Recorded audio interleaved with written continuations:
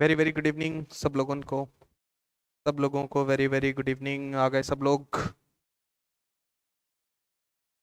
Very very good evening. आवाज़ आवाज़ आ रही है मेरी सब लोगों को? My voice clear to everyone? अरे बताओ यार सब लोग, मैसेज वैसेज करो यार जितने लोग देख रहे हो।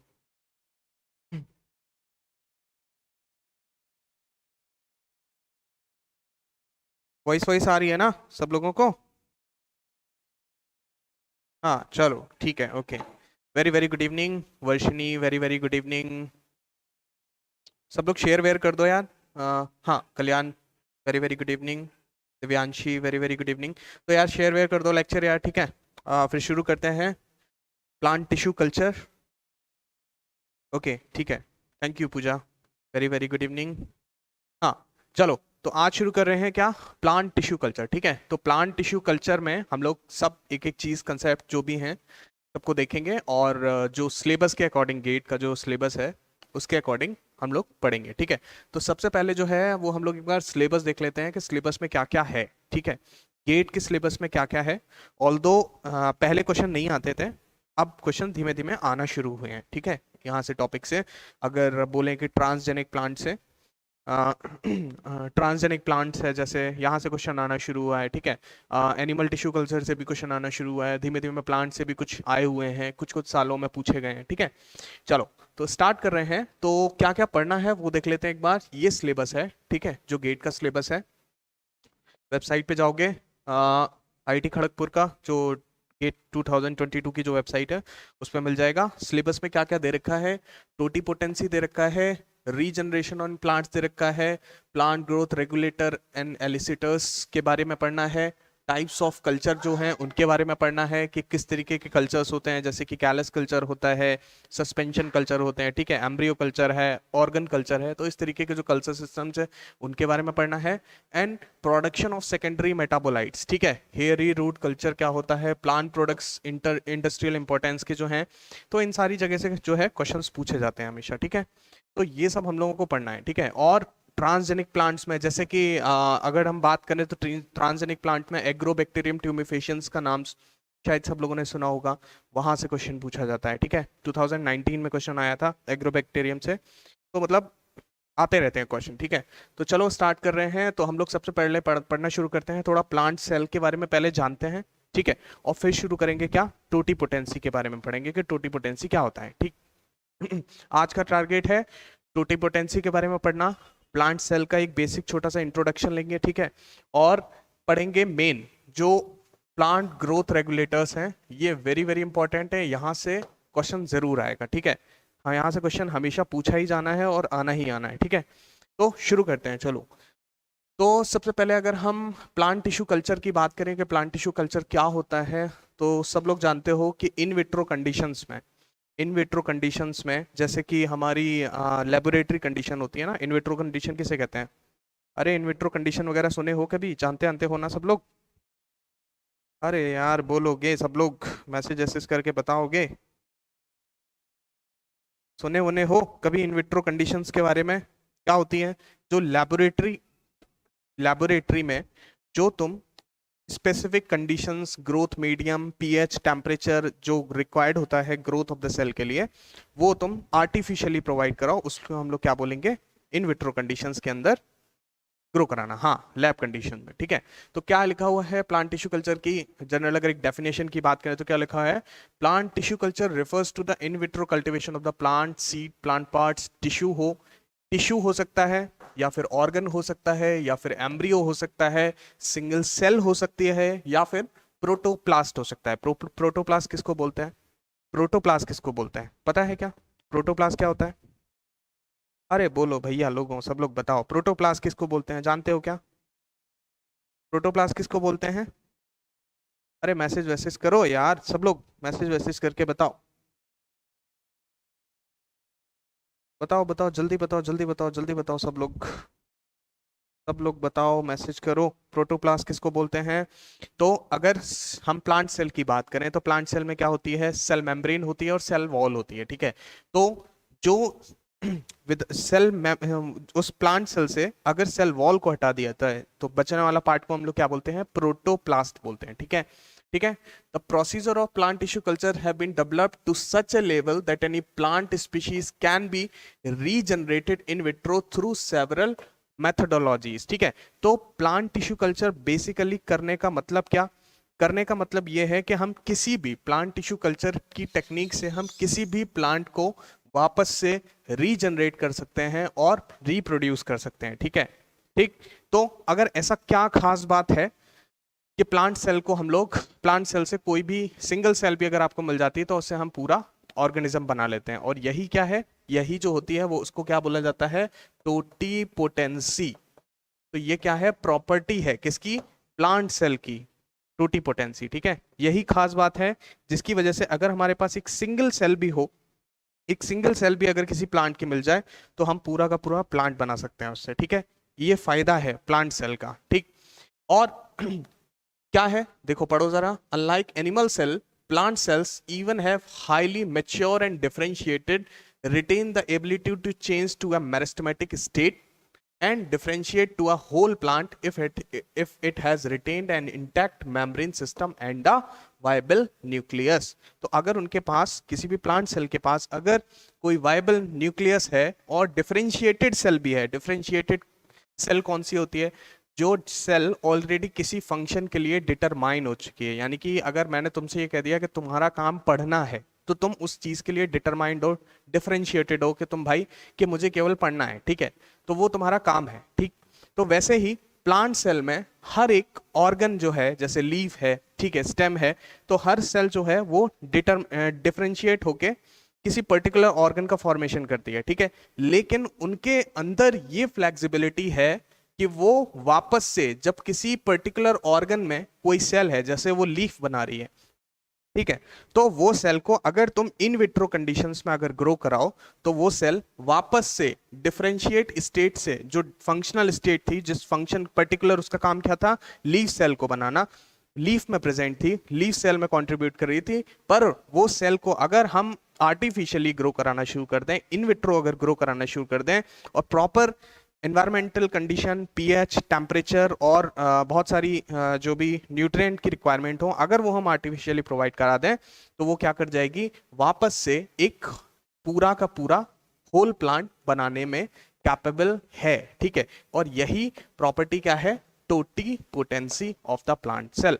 तो ये खास बात है प्लांट सेल की। ठीक है, अब थोड़ा सा देखते हैं कि प्लांट सेल जो है जनरली टिश्यू कल्चर में किस तरीके से होता है। तो जैसे कि यहाँ पे इस फ्लो डायग्राम में तुम ध्यान से देखो कि तुम्हारे पास क्या है, प्लांट है, तुमने क्या किया, एक्साइज्ड पीस ऑफ लीफ तुमने लिया, कोई भी सेल कहीं से भी ले सकते हो, कोई भी एक प्लांट हो, तो जो भी पार्ट से हम लोग सेल ली उसको हम लोग क्या बोलते हैं, एक्स प्लांट बोलते हैं। ठीक है, ये याद रखना, एक्स प्लांट। ठीक है, तो आज जो पढ़ेंगे, आज जनरली हम लोग टर्मिनोलॉजी पे थोड़ा सा फोकस कर रहे हैं। ठीक है, और एक जनरल आउटलाइन बनाएंगे प्लांट बायोटेक के बारे में, वो प्लांट टिश्यू कल्चर के बारे में। ठीक है, तो जिसको भी हमने लिया एज अ सेल, जहां से भी निकाल ली किसी भी पार्ट ऑफ द प्लांट से, उसको हम लोग क्या बोलेंगे, एक्स प्लांट बोलेंगे। ठीक है, और इस एक्स प्लांट को तुम देख रहे हो, ये क्या है, पेट्री डिश। पेट्री डिश के क्या अंदर क्या होगा, मीडिया होगा, जिसमें तुम इस सेल को प्रॉपर ऑप्टिमल कंडीशन दोगे ताकि ये ग्रो कर सके। और उसके बाद देखो पेट्री प्लेट्स में छोटे छोटे प्लांट्स बनने लगे और इन वापस प्लांट्स को क्या कर रहे हो, प्लांट कर दोगे जाके गार्डन में, और तुम्हें नया प्लांट जैसा ये था वैसा ही एक दूसरा प्लांट और मिल जाएगा। एक सिंगल सेल, एक छोटे से प्लांट के पार्ट से तुमने बहुत सारे प्लांट जो हैं, क्या न्यूरॉन सेल भी टोटीपोटेंट हो सकती हैं? न्यूरॉन सेल टोटीपोटेंट नहीं होती हैं भाई, टोटीपोटेंट नहीं होती हैं वो। अगर टोटीपोटेंट होती तो आप मुझे ये बताओ, टोटीपोटेंसी का मतलब क्या। देखो अभी बात करते हैं टोटीपोटेंसी पे। टोटीपोटेंसी का मतलब ये है कि एक सिंगल सेल कैपेबल हो पूरा का पूरा ऑर्गेनिज्म बनाने में, तो कभी भी कोई भी न्यूरल सेल जो होगी वो टोटीपोटेंट नहीं हो सकती। ठीक है, ओके, कभी भी न्यूरल सेल जो होती है, न्यूरॉन सेल जो होती है, वो कभी भी टोटीपोटेंट सेल नहीं होती है। ठीक है, ओके, इसीलिए ह्यूमन के अंदर, ह्यूमन बींग्स के अंदर कोई भी सेल जो है वो टोटीपोटेंट नहीं होती है। मैं मतलब नॉर्मली बात कर रहा हूँ। ठीक है, मैं उस पर बात नहीं कर रहा हूँ, जाइगोट लेवल पे बात नहीं कर रहा हूँ। ठीक है, ओके, चलो, तो this is just the simple outline of the plant tissue culture. ठीक है, now coming on to the next, कि आज हम थोड़ा सा प्लांट सेल के फीचर्स के बारे में जानते हैं कि क्या क्या डिफरेंस है प्लांट सेल और एनिमल सेल में। जनरली हम जानते हैं why cancerous cell is not totipotent? भाई cancer cell is not totipotent? Cancer cell क्यों टोटीपोटेंट नहीं होती है ना? वही तो मैं बोल रहा हूँ ना कि एक जो ह्यूमन की सेल होती है वो टोटीपोटेंट नहीं होती है भाई। उनके अंदर हाँ ओके ठीक है चलो ओके। चलो ओके ओके चलो बात करते हैं आगे। तो क्या बोलते हैं प्लांट्स, अगर हम एनिमल सेल को देखें और किसी प्लांट सेल को देखें तो सबसे बड़ा पहला डिफरेंस क्या आता है कि सबसे पहले कि यहाँ पर क्या प्रेजेंट है, सेल वॉल प्रेजेंट है और यहाँ पर कोई भी सेल वॉल प्रेजेंट नहीं है। इसी वजह से प्लांट सेल जो होती है वो जनरली या तो रेक्टेंगुलर शेप की होती है या कोई पर्टिकुलर शेप होता है उस सेल का। क्यों होता है? क्योंकि उसके पास सेल वॉल होती है, ठीक है ओके। और जो सेल वॉल होती है वो जनरली किसकी बनी होती है? Hemi cell. उसके अंदर क्या क्या हो सकता है इस सेल वॉल के अंदर? सेल वॉल के अंदर क्या क्या होता है अगर हम बात करें तो हो सकता है सेलुलोज हो सकता है, ठीक है, हेमी सेलुलोज हो सकता है, लोज हो सकता है और लिग्निन भी हो सकता है, ठीक है। सब लोग जानते होंगे, सबने पढ़ा होगा ये सब, बहुत बेसिक लेवल की क्लासेस में सब लोगों ने ये चीज़ें पढ़ी होंगी, वो सब लोग जानते होंगे, ठीक है। तो इसमें कुछ नया नहीं बता रहा हूँ। मुझे पता है कि ये थोड़ा सा मतलब थोड़ा सा बहुत बहुत बेसिक लेवल की चीज़ है, लेकिन हम फिर भी शुरू से एकदम डिस्कस करते हुए चल रहे हैं, ठीक है। तो सबसे बड़ा डिफरेंस क्या, किसका? सेल वॉल का डिफरेंस है, ठीक है। और दूसरी चीज ये है कि प्लांट सेल के पास क्या होता है? क्लोरोप्लास्ट होता है और यहाँ पे क्लोरोप्लास्ट नहीं होता है। अच्छा मुझे एक बात बताओ, मैं तुम सबसे एक बात पूछना चाहता हूँ, मुझे ये बताओ कि हम कह रहे हैं कि प्लांट सेल के पास क्लोरोप्लास्ट है, ठीक। अगर क्लोरोप्लास्ट है तो फोटोसिंथेसिस भी कर सकता है, तो फिर तुम क्यों फालतू में ये लेबोरेटरी कंडीशन में क्यों तुम प्लांट टिश्यू कल्चर करा रहे हो? अरे जब प्लांट अपना खाना खुद से बना लेता है, सबने पढ़ा होगा कि प्लांट जो है, plant make their own food with the help of photosynthesis. वो फोटोसिंथेसिस से क्या कर रहे हो? शुगर ही तो बना रहे हो ना। तो फिर क्या जरूरत पड़ गई प्लांट टिश्यू कल्चर कराने की? क्यों लेबोरेटरी में तुम मीडिया दे रहे हो, दुनिया भर मीडिया में ग्रोथ करा रहे हो, टेम्परेचर प्रोवाइड करा रहे हो, पीएच पीएच मेंटेन कराते फिर रहे हो, क्या जरूरत है? अगर अरे जो पेट्री प्लेट में मैंने दिखाई थी, जो पेट्री प्लेट थी उसमें मैंने बोला था कि जब टिश्यू कल्चर कराओगे तो किसी पर्टिकुलर मीडिया की जरूरत पड़ेगी। तो मीडिया की जरूरत क्यों पड़ रही है? तुम्हारे पास तो क्लोरोप्लास्ट है ना, फोटोसिंथेसिस करा लो। बताओ सब लोग बताओ। अरे बताओगे? बताओगे? मैसेज वैसेज करके बताओ यार, क्यों जरूरत पड़ रही है भाई? क्यों जरूरत पड़ रही है यार? तुम्हारे पास तो जब सेल के पास ऑलरेडी क्लोरोप्लास्ट है, वो खुद ही से अपना फोटोसिंथेसिस करके खाना बना सकता है, कार्बन सोर्स की जरूरत ही क्या है उसको? Better yield of industrial important products only, improving quality नहीं यार, ना ना ना ना, बिल्कुल गलत। Explant might not have that much capability, हाँ ये कुछ सही है, ठीक है। वर्षनी, वर्षनी, हाँ बिल्कुल सही बात। अरे सिंपल सी बात है यार, ध्यान से सुनो। तुम जब तुम्हारी बर्थ हुई, तुम पैदा हुए, तो क्या तुम पैदा होते ही चलना शुरू हो गए? सिंपल सी बात है ना। अरे तुम पैदा होते ही क्या चलना शुरू कर दिया था तुमने? नहीं ना। अरे बताओ यार, सही बताओ बताओ बताओ भाई, क्या तुमने पैदा होते ही चलना शुरू कर दिया था? नहीं, कुछ टाइम लगा था ना चलने में, सीखने में, कुछ टाइम लगा ना। बिल्कुल वैसे ही अब जो प्लांट सेल है उसको तुम कल्चर करवा रहे हो शुरू में, it it doesn't have that capability कि वो फोटोसिंथेसिस करके अपना खाना खुद से बना पाए, ठीक है। तो मतलब इस वजह से मीडिया दे रहे हैं, ठीक है। और मीडिया में क्या क्या देंगे, क्या क्या होगा, कौन कौन से न्यूट्रिएंट्स होंगे, क्या होगा, वो सब हम लिख के आगे बात करेंगे, ठीक है।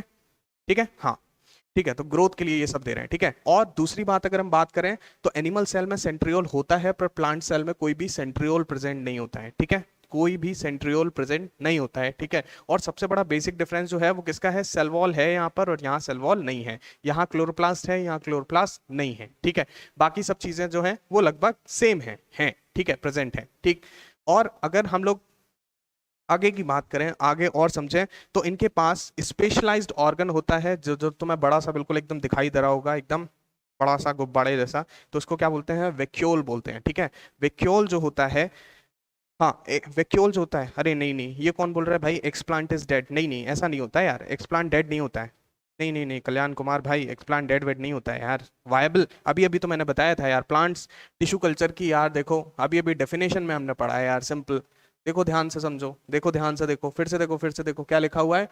देखो क्या लिखा हुआ है, whole plant it has retained an intact membrane system and has a viable nucleus. तो वायबल न्यूक्लियस तो तभी होगा ना जब सेल जिंदा होगी, अगर ये सेल को मार दोगे तो फिर कैसे यार टिश्यू कल्चर करा पाओगे? समझ रहे हो ना मेरी बात यार? एक्सप्लांट डेड कैसे हो सकता है भाई? अरे are you getting my point भाई? सब लोग बताओ यार, बताओ बताओ बताओ, जल्दी बताओ। अरे भाई कल्याण भाई, क्लियर है क्या? एक्सप्लान डेड नहीं होता है यार, ठीक है? ठीक, ओके चलो। तो आगे बात करते हैं किसकी, मैं किसकी बात कर रहा था, वैक्यूल की बात कर रहा था, ठीक है? वैक्यूल जो होता है वो किसके लिए होता है? टर्गर प्रेशर को मेंटेन करने के लिए होता है, ठीक है? टर्गर प्रेशर को मेंटेन करने के लिए होता है, ठीक है? हम लोग आगे पढ़ेंगे कि क्या होता है, ठीक? तो मेनली टर्गर प्रेशर को मेंटेन करने के लिए होता है। और जो वैक्यूल होता है, जो हम वैक्यूल पढ़ रहे थे और वैक्यूल देख रहे थे, इसकी जो मेम्ब्रेन है उस वो कई बार पूछ ली जाती है कि भाई वैक्यूल की मेम्ब्रेन का नाम क्या होता है, तो वो भी याद रखना। वैक्यूल की जो मेम्ब्रेन है इसको बोला जाता है क्या? टोनोप्लास्ट, ठीक है? याद रखना, कभी कभी पूछ लिया जाता है, ठीक? सिंपल सा टर्म है, ठीक है? बट थोड़ा सा कंफ्यूजिंग होता है। ये अलग अलग कैसे हुई थी लाइफ ओरिजिन में?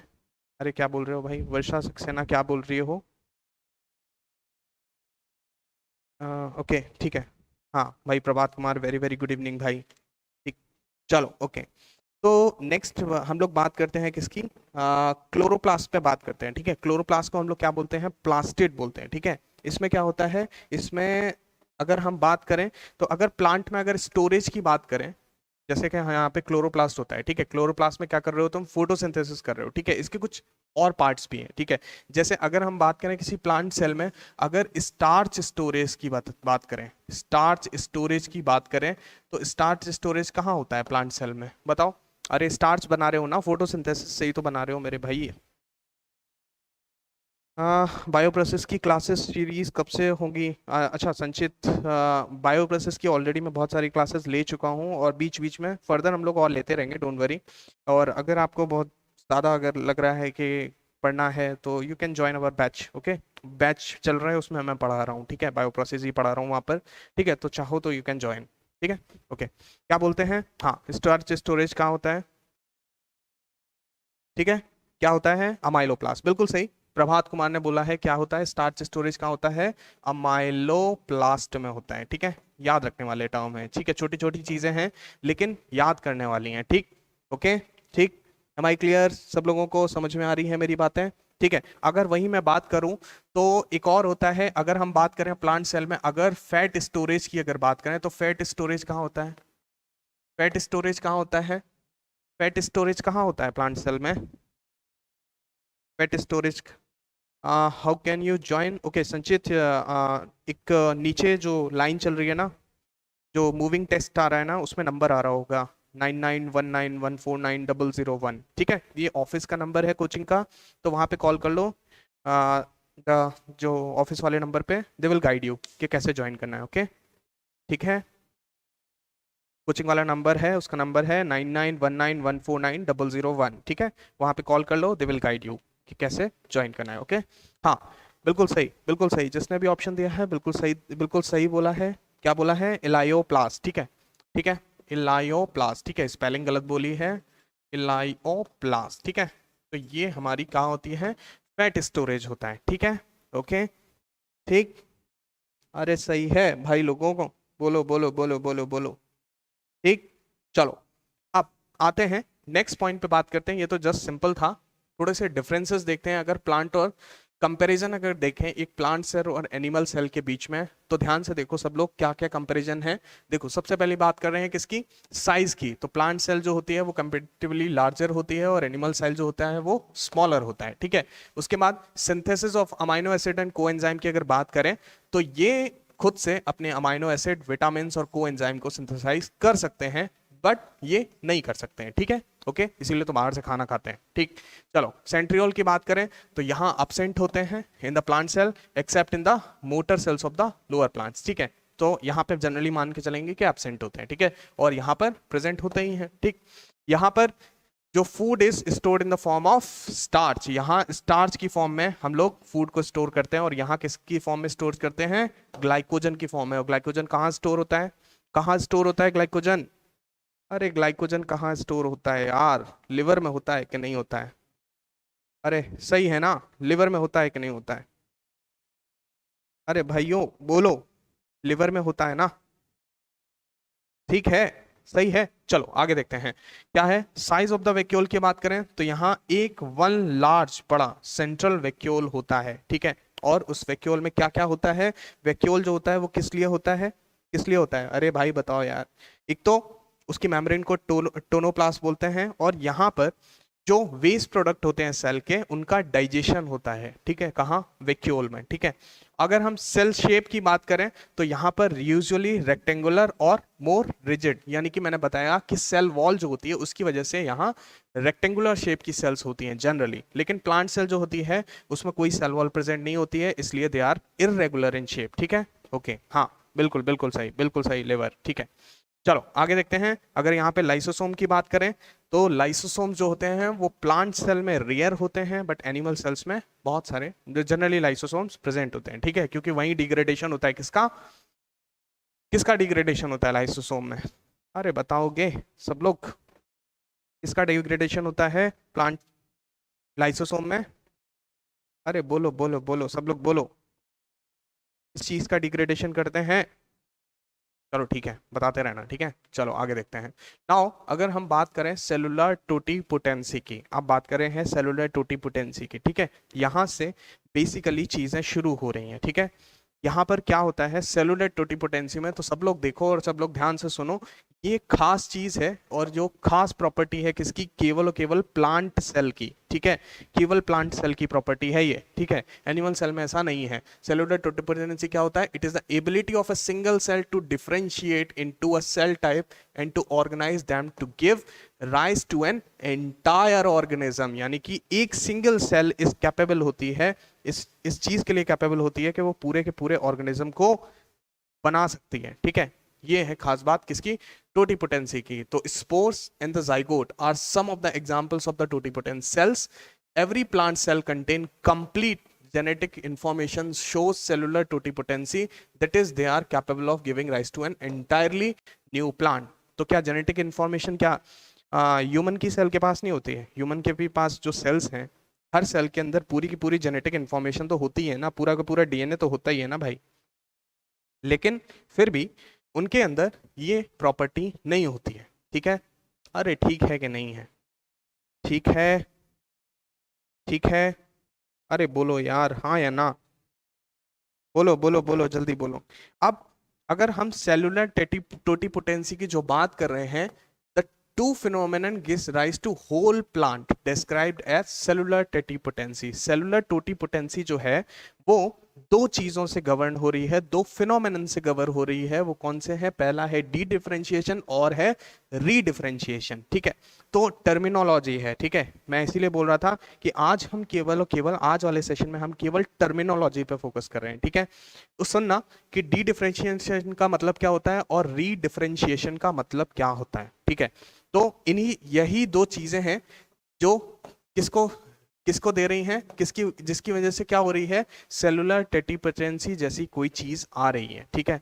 तो सबसे पहले समझते हैं डी डिफरेंशिएशन के बारे में। डी डिफरेंशिएशन क्या होता है, डी डिफरेंशिएशन का बात क्या हुआ कि अगर कोई सेल, मतलब पहले कोई सेल थी, ठीक है, कोई नई सेल बनी, न्यू सेल बनी, कोई नई सेल बनी, तो शुरू में ऐसा तो है नहीं कि सेल बन गई और वो सीधा सीधा किसी ऑर्गन को बना लेगी। अरे भाई जैसे अगर हम बात करें स्पर्म और ओवम को अगर हम फ्यूज कराते हैं तो पहले एक डिप्लॉयड सिंगल सेल बनती है, ठीक है, फिर उससे अलग अलग मोरुला, ब्लास्टुला, गैस्ट्रुला अलग अलग स्टेजेस आती हैं, ठीक है।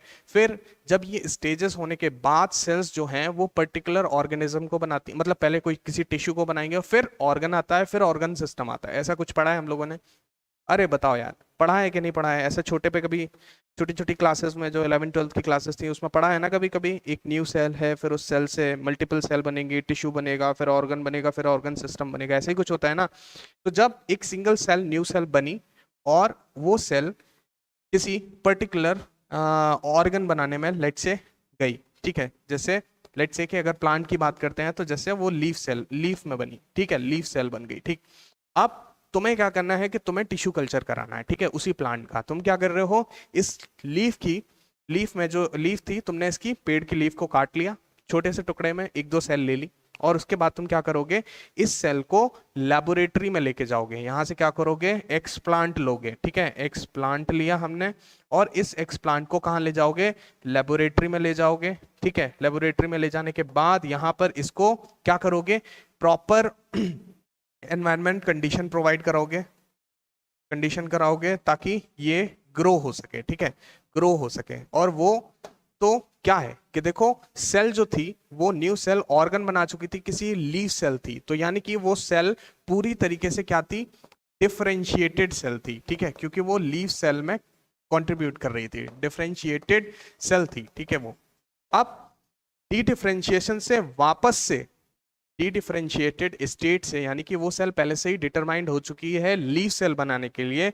लेकिन तुम उस सेल की वापस से, यानी कि वो डिफरेंशिएटेड सेल थी, अब उस डी डिफरेंशिएटेड सेल को तो मैं वापस से कौन सी, मेरिस्टेमेटिक सेल जो एक्टिवली डिवाइडिंग सेल होती हैं, ठीक है, नई सेल एक तरीके से एक्टिवली डिवाइडिंग सेल है, उसमें तुम्हें लेके आना है, ठीक है। तो इस प्रोसेस को या डी डिफरेंशिएटेड स्टेट से वापस से कौन सी, न्यू मेरिस्टेमेटिक सेल क्या होती हैं, जो एक्टिवली डिवाइडेड होती हैं, मेरिस्टेमेटिक सेल जो होती हैं वो एक्टिवली डिवाइडिंग सेल होती हैं, तो वापस से डिफरेंशिएटेड यानी कि डिटरमाइंड सेल थी जो पहले से ही लीफ सेल बन चुकी थी, उस सेल को तुम वापस से मेरिस्टेमेटिक सेल बना रहे हो, इस प्रोसेस को बोला जाता है क्या, क्या बोला जाता है, क्या बोला जाता है, इसी प्रोसेस को हम बोलते हैं क्या, D differentiation, D differentiation,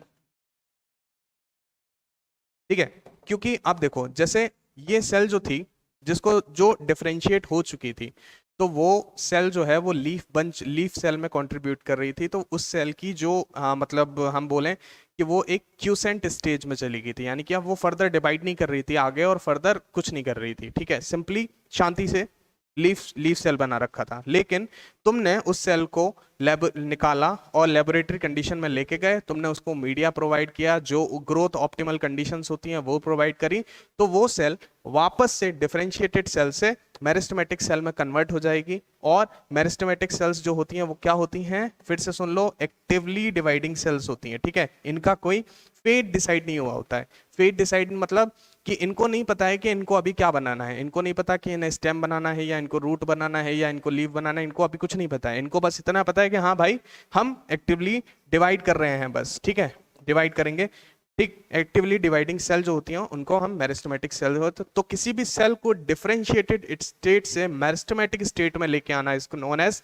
D differentiation, ठीक है। क्या बात क्लियर हुई, अरे क्या बात क्लियर हो रही है, बोलो भैया, बोलो बोलो बोलो, क्या मेरी बात क्लियर हो रही है। तो किसी भी सेल को डिफरेंशिएटेड स्टेट जो पहले से ही डिफरेंशिएट कर चुकी है, मतलब डिफरेंशिएट करने का मतलब कि उसका फेट पहले से ही डिसाइड हो चुका था, यानी कि वो पहले से ही लीफ सेल बन चुकी थी, उसका फेट डिसाइडेड था कि हाँ भाई हम लीफ बना रहे हैं, ठीक है, हम लीफ में कंट्रीब्यूट कर रहे हैं, लेकिन वो वापस से उसको मेरिस्टेमेटिक सेल में कन्वर्ट कर देना is known as dedifferentiation, ठीक है। और जब मेरिस्टेमेटिक सेल में कन्वर्ट होने के बाद तुम इसी मेरिस्टेमेटिक सेल से वापस से, मेरिस्टेमेटिक सेल्स हैं, इन मेरिस्टेमेटिक सेल से वापस से कोई क्या पूरा होल ऑर्गेनिज्म यानी कि होल प्लांट अगर डेवलप कर देते हो, होल प्लांट डेवलप कर लेना, मेरिस्टेमेटिक सेल से whole plant development is known as क्या, रीडिफरेंशिएशन, रीडिफरेंशिएशन, ठीक है। तो इससे ज्यादा सिंपल तरीके से मैं समझा नहीं सकता कि किसी भी डिफरेंशिएटेड सेल को मेरिस्टेमेटिक सेल बनाना वापस से इज नोन एज क्या, इज नोन एज क्या, डी डिफरेंशिएशन। लेकिन उसी मेरिस्टेमेटिक सेल से होल प्लांट का डेवलपमेंट करना is known as redifferentiation. Am I clear, अरे एम आई क्लियर कि नहीं, बताओ भाई लोगों, समझ में आई मेरी बात, बोलो बोलो बोलो बोलो बोलो बोलो, ठीक है, ओके क्लियर, इतनी बात क्लियर है सब लोगों को यहां तक। तो दोनों टर्म्स जो हैं वो क्लियर हैं। तो यही रीडिफरेंशिएशन और डी डिफरेंशिएशन जो होते हैं, यही दोनों मिलके क्या बोले जाते हैं, सेलुलर टोटीपोटेंसी को कंट्रीब्यूट करते हैं, ठीक है, ठीक। तो ये आई थिंक सब लोगों को ये टर्म्स जो हैं वो क्लियर हो चुकेंगे, ठीक है। सेलुलर टोटीपोटेंसी के बाद हम लोग देखते हैं टिश्यू कल्चर मीडिया के बारे में, देखते हैं कि टिश्यू कल्चर मीडिया जो होता है उसमें क्या क्या चीजें होती हैं और क्या क्या जरूरी होता है और क्या क्या देते हैं, ठीक है।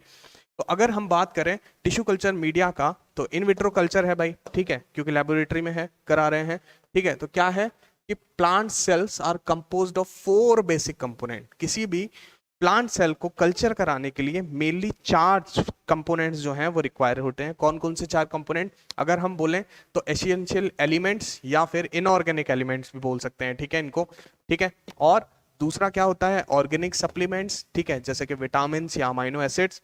तीसरा क्या होता है? A fixed source of carbon चाहिए होता है। और चौथा जो होता है वो जेलिंग एजेंट चाहिए होता है, ठीक है, क्योंकि मीडियम बनाओगे भाई तो मीडिया जो होगा वो थोड़ा सा सॉलिडिफाई तो करोगे ना उसको, तभी तो वो ग्रोथ को सपोर्ट कर पाएगा ना। अरे तभी तो, ठीक है। तो मेनली ये 4 कंपोनेंट हैं जो बेसिक रिक्वायरमेंट होती है किसी भी प्लांट सेल कल्चर के मीडिया की, ठीक है। तो एसेंशियल एलिमेंट्स में अगर हम देखें तो क्या है? Mineral ions supplied as complex mixture of salt. Mainly इसमें क्या आते हैं? इनऑर्गेनिक न्यूट्रिएंट्स आते हैं। इनऑर्गेनिक न्यूट्रिएंट्स क्या? जैसे कि मेटल्स, ठीक है। मेटल्स कौन कौन सी? जैसे कि अगर हम मैक्रो न्यूट्रिएंट्स की बात करें, ठीक है, तो कौन से होते हैं? Nitrogen, phosphorus, potassium, calcium, magnesium and sulfur. These are known as the macronutrients, ठीक है। And if we talk about the micronutrients, तो these are iron, manganese, zinc, boron, copper and molybdenum, ठीक है। तो ये जो दोनों हैं माइक्रो और मैक्रो न्यूट्रिएंट्स जो हैं इनको अच्छे से याद कर लेना, ठीक है, क्योंकि यही जो है तुमसे इनमें से एक कोई ना कोई दे दिया जाएगा और पूछ लिया जाएगा कि बताओ कौन सा मैक्रोन्यूट्रिएंट है, कौन सा माइक्रोन्यूट्रिएंट है, इस तरीके से पूछा जा सकता है, ठीक है। Okay, now coming on to the next, अगर हम बात करें तो विटामिन और अमाइनो एसिड्स की भी जरूरत पड़ेगी ग्रोथ के लिए, ठीक है, क्योंकि इनके बिना कैसे चल पाएगा। तो विटामिन की अगर बात करें तो जो मेनली यूज होते हैं वो थियामाइन, इसको हम B1 भी बोलते हैं, pyridoxine that is vitamin B6 and nicotinic acid जिसे हम नियासिन भी बोलते हैं और थियामाइन, ठीक है। तो ये जो है मेनली ये सारे विटामिन जो हैं वो यूज किए जाते हैं, ठीक है। अगर हम नेक्स्ट कार्बन सोर्स की अगर बात करें तो मेनली जो प्रिफर्ड कार्बन सोर्स होता है वो कौन सा होता है? सुक्रोज होता है। क्यों सुक्रोज लेते हैं? उसका रीजन है क्योंकि सुक्रोज जो है वो स्टेबल है, ठीक है, स्टेबल होता है। स्टेबल इन द सेंस कि जब मीडिया है तुम उसको स्टेरलाइज करोगे, क्योंकि अब भाई तुम कोई भी कल्चर करा रहे हो, चाहे वो एनिमल सेल कल्चर हो चाहे वो प्लांट सेल कल्चर हो, जैसे कि हम बायो प्रोसेस में अभी बात करें तो अगर हम कोई फार्मास्यूटिकल इंडस्ट्री में भी अगर कोई मीडिया बना के अगर कोई प्रोसेस करके अगर कुछ बनाने की बात कर रहे हैं, कोई प्रोडक्ट डेवलप करने की बात कर रहे हैं, तो ऑब्वियसली पहले हमें स्टेरिलाइजेशन कराना पड़ेगा ताकि कंटेमिनेट्स जो हैं वो खत्म हो जाएं और जो ऑर्गेनिज्म या जो सेल हम ग्रो कराना चाहते हैं केवल वो सेल ग्रो हो, ठीक है, उसके अलावा कोई और सेल ग्रो ना हो, ठीक है। तो इस वजह से हम लोग क्या कराते हैं? स्टेरिलाइजेशन कराते हैं। तो स्टेरिलाइजेशन की जरूरत यहां भी पड़ती है, ठीक है। तो सुक्रोज जो है वो क्या होता है कि जैसे ही स्टेरिलाइजेशन कैसे करोगे मीडिया के लेबोरेटरी में? ऑटोक्लेव से करेंगे, ठीक। तो ऑटोक्लेव में 121 डिग्री सेल्सियस टेम्परेचर होता है, ठीक है, 15 psi प्रेशर होता है, तो बहुत हाई टेम्परेचर है, ठीक। तो क्या होता है कि अगर सुक्रोज जो होता है जैसे ही हम उसको ऑटोक्लेव करते हैं वो टूट जाता है, किसमें? ग्लूकोज और फ्रक्टोज में, ठीक है। और ग्लूकोज जानते हैं बहुत अच्छी शुगर है, कार्बन सोर्स बहुत अच्छा होता है। तो वही प्लांट जो है वही यहाँ पे लिखा हुआ है कि जो सुक्रोज है वो मोस्ट प्रेफर्ड है। एक तो इकोनॉमिकल है, रिलेटिवली स्टेबल है, ऑटोक्लेव करने पे readily assimilated by the plant, जो प्लांट होता है वो बहुत आसानी से ग्लूकोज को टेकअप कर लेता है, ठीक है। और on autoclaving the sucrose gets hydrolyzed into the glucose and fructose, ठीक है। तो plant cell first utilizes glucose and then fructose, ठीक है, ठीक। तो ऐसे ही जैसे हमने बात करी कि मतलब जो कार्बन सोर्स है वो सुक्रोज होना चाहिए, तो ऐसा नहीं है, जरूरी नहीं है। लैक्टोज जो होता है वो भी कार्बन सोर्स की तरह यूज किया जा सकता है, ठीक है। तो लैक्टोज जो होता है उसमें क्या होता है? उसमें कौन कौन सी मोइटीज होती हैं? जैसे कि अगर हम बात कर रहे हैं सुक्रोज की बात कर रहे हैं तो किससे मिलकर बना है? Glucose plus fructose is known as sucrose, ठीक है। तो बताओ लैक्टोज जो होता है वो किसका कॉम्बिनेशन होता है? कौन कौन सी मोइटीज होती हैं? अरे बताओ बताओ जल्दी बताओ। तो लैक्टोज जो होता है वो किससे मिलकर बना होता है? किससे मिलकर बना होता है भाई? अरे ग्लूकोज प्लस गैलेक्टोज जो होता है यही होता है ना लैक्टोज। अरे बोलो यार, ग्लूकोज प्लस गैलेक्टोज ना? हाँ बिल्कुल सही, बिल्कुल सही। ऐसे ही अगर मैं तुमसे बोलूं कि माल्टोज जो होता है वो भी as a carbon source use किया जा सकता है, ठीक है। तो माल्टोज जो होता है वो किसका कॉम्बिनेशन होता है? वो किसका कॉम्बिनेशन होता है? ग्लूकोज प्लस ग्लूकोज का, ठीक है, ग्लूकोज प्लस ग्लूकोज का, ठीक है। अच्छा ये मेरे को याद आया कि गेट एग्जाम में एक चीज बहुत पूछी जाती है, वो पूछी जाती है ग्लूकोज और गैलेक्टोज जो जुड़ते हैं तो इनके बीच में कौन सा बॉन्ड्स फॉर्मेशन होता है। ठीक है, जो टू यूनिट्स जो हैं, जो टू यूनिट्स चाहे वो यहाँ पर माल्टोज की बात करें या लैक्टोज की बात करें या फिर सुक्रोज की बात करें, तो glucose plus fructose is sucrose. तो सुक्रोज में कौन सा बॉन्ड पाया जाता है, कौन से मतलब बॉन्ड से जुड़े होते हैं, तो अल्फा 1 4 बीटा 1 4 ऐसा कुछ बॉन्ड्स जो हैं वो शायद पढ़े होंगे, सब लोगों ने देखे होंगे। तो प्लीज एक बार वो जरूर देख लेना, वो जरूर पढ़ लेना, वो पूछा जाता है। ठीक है, कई बार इनके बीच के माल्टोज जो है तो ग्लूकोज और ग्लूकोज में कौन सा बीच में बॉन्ड पाया जाता है वो पढ़ लेना, लैक्टोज में पढ़ लेना, सुक्रोज में पढ़ लेना, सेलुलोज में पढ़ लेना। ठीक है, सेलुलोज में पढ़ लेना कि सेलुलोज में कौन सा बॉन्ड पाया जाता है, मतलब जो सिंगल मॉइटी जो होती हैं, जो सिंगल, हाँ अल्फा 6 बीटा 1 4 ग्लाइकोसिडिक लिंकेज। हाँ, तो इस तरीके के जो लिंकेजेस हैं प्लीज इन पे ध्यान रखना भाई, ये पूछे जाते हैं। ठीक है, तो इनको एक बार दोबारा जरूर जरूर पढ़ लेना। ठीक है, कि कहीं भी देख लेना, इंटरनेट पे देख लेना, कहीं ना कहीं मिल जाएगा। ठीक है, तो प्लीज इनको जरूर पढ़ लेना, ये बहुत काम के हैं और बहुत इनसे हर साल एक क्वेश्चन आता है फ्री फंड का। ठीक है, बहुत सिंपल सा क्वेश्चन आता है, बस यही पूछा जाता है कि भाई इसमें कौन सा बॉन्ड प्रेजेंट होता है। ठीक, तो बहुत आसान है, आराम से कर लोगे। ठीक है, ठीक। और जेलिंग एजेंट में हम लोग क्या यूज करते हैं, अगार पढ़ते हैं। अगार जानते हो यार, ठीक है, सब लोग जानते हो कि अगार जो है वो एक तो इनर्ट होता है, ठीक है, और डिग्रेड नहीं होता है किसी भी प्लांट एंजाइम से। ठीक है, तो अगार तो हर जगह यूज होता है। ठीक, नाउ ये तो थी टिश्यू कल्चर मीडिया के बारे में। यहां से क्वेश्चन आए ना आए, यहां से क्वेश्चन आए ना आए, लेकिन यहां से क्वेश्चन जरूर पूछा जाएगा। ठीक है, तो प्लांट ग्रोथ रेगुलेटर्स और एलिसिटर्स जो हैं, वहां से जो हेडिंग है, देखो जैसे कि हमने देखा था, जैसे कि मैं फिर से अपने उस पे आता हूँ, किस पे, इस पे आते हैं, जो हमारा क्या है सिलेबस। तो सिलेबस में ये जो प्लांट ग्रोथ रेगुलेटर्स एंड एलिसिटर वाली जो हेडिंग है, यहाँ से क्वेश्चन 101% अगर आएगा तो यहीं से आएगा सबसे ज्यादा। ठीक है, तो इसी वजह से ये पढ़ना बहुत जरूरी है। ठीक है, तो प्लांट ग्रोथ रेगुलेटर्स एंड एलिसिटर्स में कौन कौन से हैं, जैसे कि अगर हम बात करें तो मेन 7 क्लासेस हैं जो ग्रोथ रेगुलेटर्स हैं प्लांट के टिश्यू कल्चर में यूज किए जाते हैं। वो कौन कौन से हैं, सबसे पहले हम लोग ऑक्सिन की बात करते हैं। तो ऑक्सिन जो है क्या बोलते हैं, इंडोल 3 एसिटिक एसिड बोलते हैं क्या, अरे बोलते हैं क्या, इंडोल 3 एसिटिक एसिड बोलते हैं ना, IAA इंडोल एसिटिक एसिड बोलते हैं। तो याद है, सब लोग जानते हो ना इंडोल। तो इसका ऑक्सिन का फॉर्मेशन जो होता है वो किस किस चीज से होता है, इसका वो क्या होता है, कहाँ से फॉर्मेशन होता है, ऑक्सिन का फॉर्मेशन किस चीज से होता है। ये इंडोल 3 एसिटिक एसिड जो IAA बनाते हो, तो इसके लिए बेसिक मॉइटी क्या होती है जिससे जिससे फॉर्मेशन होता है ऑक्सिन का। अरे सुने हो, कभी पढ़े बड़े हो कि नहीं पढ़े हो, ये क्वेश्चन पूछा गया है कि जो ऑक्सिन है उसका फॉर्मेशन कैसे होता है, basic moiety for the formation of auxin क्या है। अरे किससे फॉर्म होता है ऑक्सिन, मैं ये पूछ रहा हूँ। IAA तो है, ठीक है, किससे फॉर्मेशन होता है, हाँ कौन से अमाइनो एसिड से होता है, कौन सा अमाइनो एसिड होता है, अरे यार ट्रिप्टोफैन से होता है, याद रखना। ठीक है, ट्रिप्टोफैन से होता है, ठीक है, याद रखना। ठीक, कई बार पूछा गया है, कई बार पूछा गया है। ठीक, हाँ वेरी गुड प्रभात कुमार भाई, बहुत बढ़िया। तो ट्रिप्टोफैन से फॉर्मेशन होता है किसका, ऑक्सिन का। ठीक, देखो ऑक्सिन जो है इसका क्या क्या करता है, यानी कि इनके रोल क्या है वो इंपॉर्टेंट है। ठीक है, इनके रोल पढ़ने ज्यादा इंपॉर्टेंट है। एडवेंटिशियस रूट फॉर्मेशन करता है, ये तो पता है। ठीक है, शूट फॉर्मेशन करता है, ये भी पता है। ठीक है, लेकिन इंडक्शन ऑफ सोमेटिक एम्ब्रियोज, पहली बात तो ये। दूसरा, कैलस फॉर्मेशन एंड ग्रोथ और inhibition of the out growth of the axillary buds. ठीक है, तो ये जो स्टार पॉइंट्स हैं ये इंपॉर्टेंट हैं। ठीक है, induction of the somatic embryos, callus formation and out growth, ठीक है, और एक्सिलरी बड्स की इनहिबिशन, आउट ग्रोथ जो होता है एक्सिलरी बड का। जैसे अगर हम किसी प्लांट की बात करें तो प्लांट अगर तुमने कभी देखा होगा तो कुछ इस तरीके से जब ग्रो होता है तो यहाँ टिप पे क्या होती हैं, मेरिस्टेमेटिक सेल्स होती हैं, मेरिस्टेमेटिक सेल्स होती हैं। ठीक है, मेरिस्टेमेटिक सेल्स में सबसे ज्यादा हाई कंसेंट्रेशन में ऑक्सिन होता है, कॉन्सेंट्रेशन में ऑक्सिन होता है।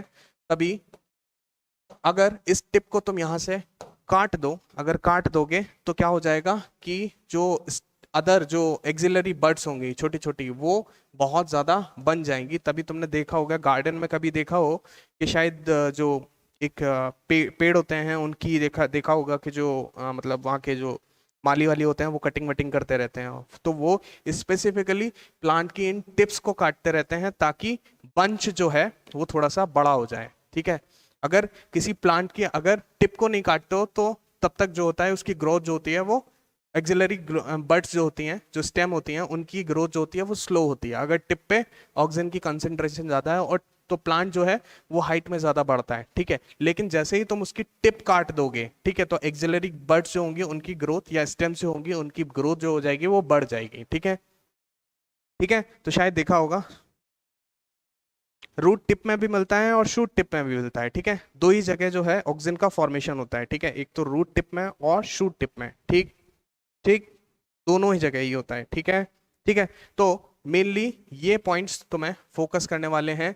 ये तो पता ही है, adventitious root formation, induction of the somatic embryos, inhibition of the outgrowth of the axillary buds, ठीक है। तो ये बात थी किसकी, ऑक्सीजन की। Now coming on to the next hormone that is cytokinins, ठीक है। ये सारे हैं क्या, हार्मोन ही तो है, प्लांट हार्मोन है ना, ठीक।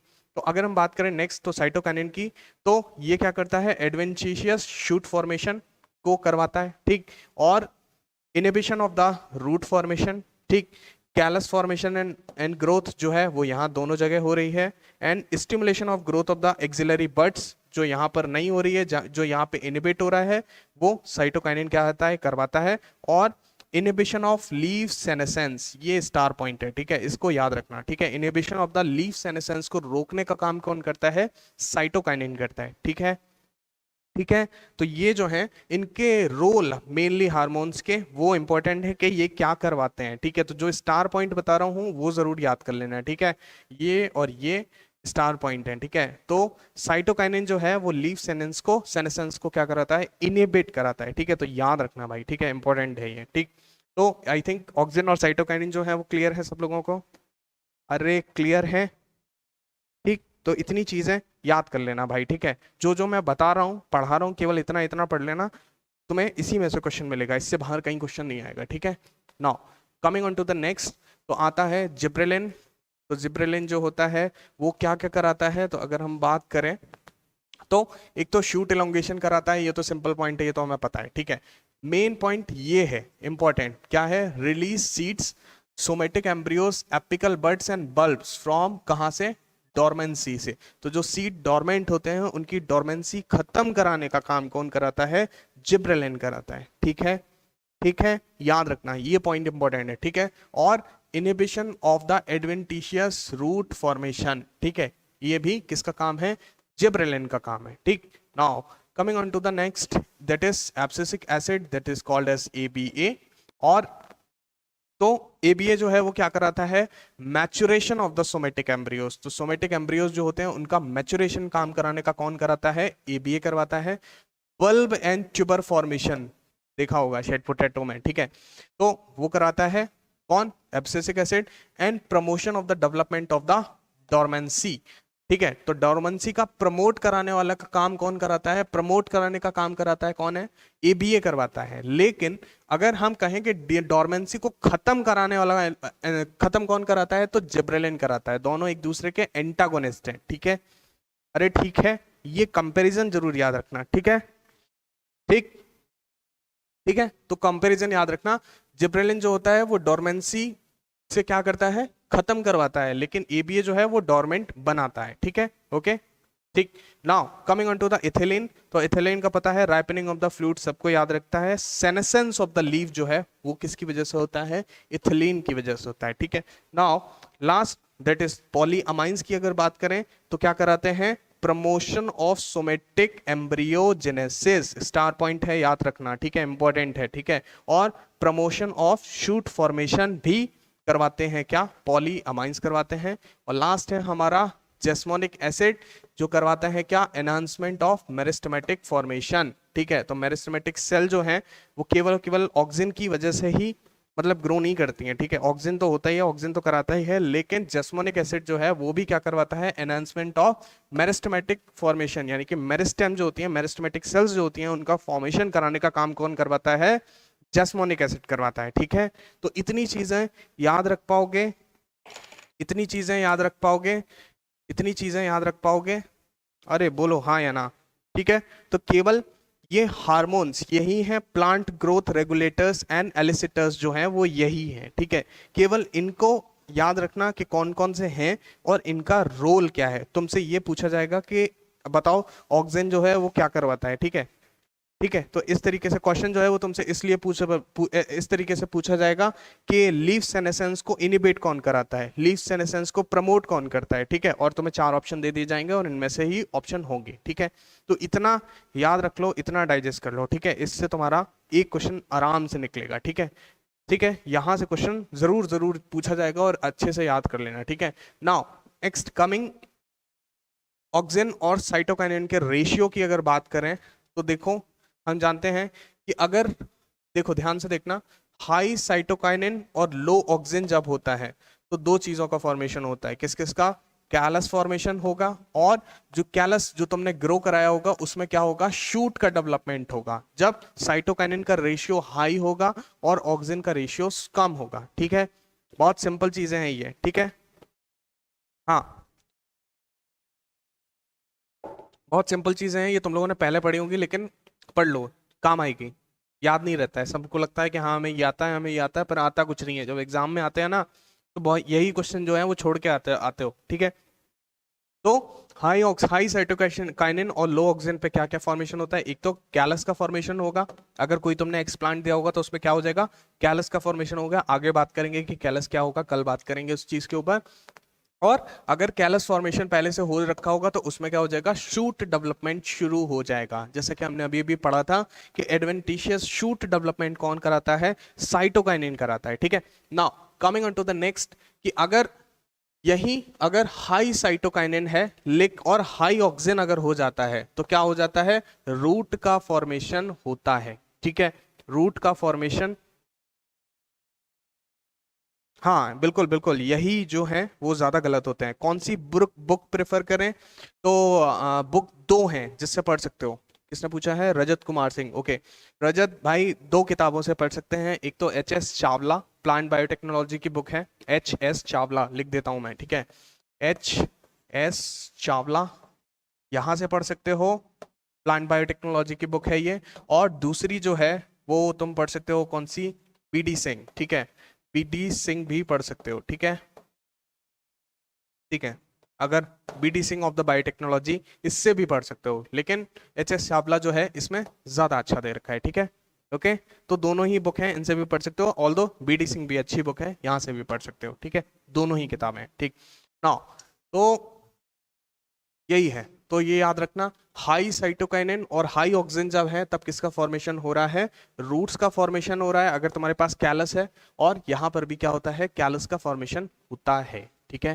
ठीक ठीक, अरे सही है। और जब दोनों की कंसंट्रेशन, चाहे ऑक्सीजन और साइटोकाइनिन, दोनों की कंसंट्रेशन अगर तुमने इंटरमीडिएट रखी है, बराबर बराबर अगर कंसंट्रेशन अगर किसी कैलस को अगर दे दी, तो उस केस में रूट एंड शूट डेवलपमेंट दोनों हो जाता है, ठीक है। तो याद रखना, high cytokinin, low cytokinin and high auxin promotes root formation. क्या लिखा है भाई? अरे क्या लिखा है? हाँ हाँ हाँ, बिल्कुल बिल्कुल बिल्कुल, ठीक है ठीक है, हाँ ठीक है। तो भाई ये जो चार्ट है, ये जो फिगर है, ये प्लीज याद रखना यार, ये बहुत सिंपल है। बहुत सबने पढ़ा होगा, बहुत पहले से सब लोग पढ़ते चले आ रहे होगा। आई नो, मुझे सब कि सब इंटेलिजेंट हो, सबको पता है, लेकिन यही चीजें हैं जो गलत होती हैं, ठीक है। क्योंकि कहीं कुछ का कुछ और कराते हो, ठीक है। ठीक है, ओके। नहीं नहीं, रेशियो कोई स्पेसिफिक यार, कोई स्पेसिफिक मेरी तरह मैं कहूंगा कोई कोई स्पेसिफिक रेशियो याद करके नहीं जाओ, ठीक है। कोई स्पेसिफिक रेशियो याद नहीं रखो जाओ। क्वेश्चन जो है वो तुमसे ऐसे ही पूछा जाएगा कि लो साइटोकाइनिन हाई ऑक्सीजन, ठीक है। अच्छा ओके, ओके सुहेल दर भाई, सॉरी यार, मेरे से गलती हो गई, शायद मैंने उल्टा बोल दिया होगा, ठीक है ठीक है, सॉरी सॉरी शक्तिमान भाई, सॉरी यार, ठीक है। ओके, चलो। सो दिस वाज इट, तो ये आज का मतलब प्लांट ग्रोथ एलिसिटर्स। तो रीडिफरेंशिएशन डी डिफरेंशिएशन क्या होता है, प्लांट ग्रोथ रेगुलेटर्स एंड एलिसिटर्स क्या होते हैं, उनके रोल क्या होते हैं, ठीक है। टोटीपोटेंसी क्या होती है, ठीक है। तो ये सब सिंपल आज का पार्ट था, ठीक है। तो हमने क्या क्या पढ़ लिया आज इसमें से, वो मैं बता देता हूँ कि हमने ये चीजें आज पढ़ी हैं, ठीक है। कल हम लोग फर्दर मतलब आगे जब भी सेशंस होंगे तो उनमें हम आगे चीज़ें फर्दर डिस्कस करना शुरू करेंगे। तो आज हमने टोटीपोटेंसी खत्म कर ली है, रीजनरेशन ऑफ प्लांट्स पढ़ लिया, ठीक है। रीजनरेशन प्लांट्स क्या, टिश्यू कल्चर, वही और कुछ नहीं, इसमें कुछ ज़्यादा नहीं है। प्लांट ग्रोथ रेगुलेटर्स एंड एलिसिटर्स, ठीक है, तो ये इंपॉर्टेंट है, ठीक है, सबसे ज़्यादा याद रखना, ठीक है। तो ये चीज़ें जो हैं वो आज हमने पढ़ी हैं। कल हम लोग अगले टर्न पे जब भी नेक्स्ट लेक्चर होगा उसमें हम लोग क्या पढ़ेंगे, टिश्यू कल्चर पढ़ेंगे, इनके टाइप्स पढ़ेंगे, सेल सस्पेंशन कल्चर क्या होता है, कैलस कल्चर क्या होता है, एम्ब्रियो कल्चर क्या होता है, ऑर्गन कल्चर क्या होता है, ठीक है। तो ये सब हम लोग पढ़ना शुरू करेंगे। तो आप प्रैक्टिस करने के लिए कौन सी बुक लें, अरे जो गेट के पुराने पेपर्स हों भाई, उस वही प्रैक्टिस करो, ठीक है। गेट एग्जाम देना है ना, तो गेट एग्जाम के लिए तो पढ़ रहे हो तो गेट ही जो है वही पढ़ो। Dedifferentiated cells are meristematic in nature, D W, हाँ, dedifferentiated cells, yes obviously, बिल्कुल, dedifferentiated cells are meristematic in nature, okay, ठीक है। अरे ठीक है सर, एक डाउट, जब साइटोकाइनिन और ऑक्सिन का कॉन्सेंट्रेशन सेम होगा तो कैलस का फॉर्मेशन होगा क्या सर? नहीं, कैलस का फॉर्मेशन नहीं होगा उसमें, कैलस जो होगा उस टाइम पे कैलस का फॉर्मेशन नहीं होगा। जो कैलस होगा जब तुम इंटरमीडिएट, जब ऑक्सिन और साइटोकाइनिन का रेशियो जब इंटरमीडिएट होगा तो उस केस में कैलस जो होगा उसके अंदर रूट और शूट डेवलपमेंट होगा, ठीक है, कोई कैलस फॉर्मेशन नहीं होता है उस टाइम पे, ठीक है, ठीक है, okay okay, am I clear? Akshi Shri, am I clear? उस टाइम पे कोई कैलस फॉर्मेशन नहीं होगा, ठीक है, ओके, ठीक है, चलो ठीक है, कल मिलते हैं। वो आई डोंट नो कल, पता नहीं कल होगी कि नहीं, तो वैसा अपडेट हो जाएगा चैनल पे, ठीक है। कल मतलब नेक्स्ट सेशन में मिलते हैं, ठीक है। हाँ ओके, सोनाली पंचोत्रा ने बोला है कि बायोइन्फॉर्मेटिक्स की सीरीज कब स्टार्ट करेंगे। हाँ अच्छा ठीक है, हाँ हाँ सोनाली, डोंट वरी, अभी टाइम है, हमारे पास बहुत टाइम है, अभी तो सितंबर चल रहा है ना, एग्जाम फरवरी में है, तो डोंट वरी, पढ़ा देंगे, वो भी पढ़ाएंगे। ठीक है, ठीक है, ओके, चलो ठीक है, बाय बाय, टेक केयर यार, कल नेक्स्ट सेशन में मिलते हैं, ठीक है। Thank you so much for being with me, bye bye.